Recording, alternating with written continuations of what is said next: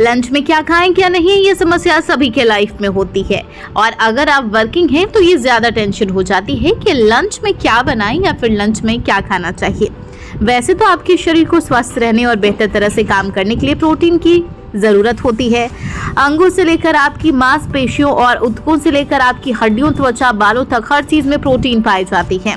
Protein आपकी ऊर्जा को बढ़ावा देता है और आपके रक्त में पूरे शरीर में ऑक्सीजन ले आता है। ये एंटीबॉडी बनाने में भी मदद करता है जो इन्फेक्शन और बीमारियों से लड़ती है, कोशिकाओं को स्वस्थ रखने और नए बनाने में मदद करती है। प्रोटीन सैकड़ों या हजारों छोटी इकाइयों से बने होते हैं जिन्हें अमीनो एसिड कहा जाता है। अब आप सोच रहे होंगे रोजाना कितने प्रोटीन की जरूरत होती है, तो आपको बता दें रोजाना पर्याप्त प्रोटीन नहीं मिलने से स्वास्थ्य संबंधी समस्या हो सकती है। इसकी कमी से ऊतक टूट सकते हैं और मांसपेशियों को नुकसान पहुंच सकता है। इसलिए 4 साल के कम उम्र के बच्चों को 13 ग्राम, 4 से ज्यादा के बच्चे को करीब 8 से ज्यादा ग्राम और 9 से 13 साल के बच्चे को 34 ग्राम, 14 वर्ष और अधिक उससे उम्र की महिलाओं और लड़कियों को 40 ग्राम, 14 से 18 साल की लड़की को 52 ग्राम और 19 साल के और उससे अधिक आयु के पुरुष को 56 ग्राम प्रोटीन की जरूरत होती है। तो चलिए देरी किस बात की, अब आपको बताते हैं कि प्रोटीन आखिरकार किस किस चीज में पाया जाता है और आप इसे अपने लंच में शामिल कर सकती हैं।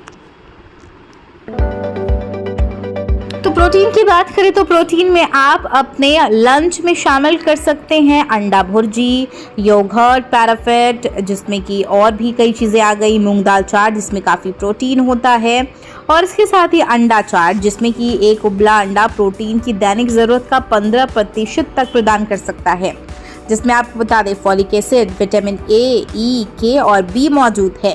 तो आप उबले अंडे को अपने तरीके से खा सकते हैं। आप उसमें हरी चटनी डाल सकते हैं, प्याज मसाले के साथ मिलाकर चाट बनाकर अंडा चाट को एंजॉय कर सकते हैं। और इसके साथ ही जैसा कि मैंने आपको बताया पहले ही, मूंग दाल चाट जिसमें काफ़ी ज़्यादा प्रोटीन होता है, उसे आप सैलेड के तौर पर इस्तेमाल कर सकते हैं या फिर किसी और के तरीके से खा सकते हैं।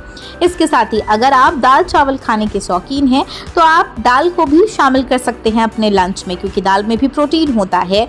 आप अपने अकॉर्डिंग दाल को चूज़ कर सकते हैं। तुअर दाल लोगों को ज़्यादा पसंद होता है तो आप अपने लंच में इसे भी शामिल कर सकते हैं। आप चाहें तो अपने लंच में एक रोटी या फिर सब्जी थोड़ी बहुत वो भी आप शामिल कर सकते हैं।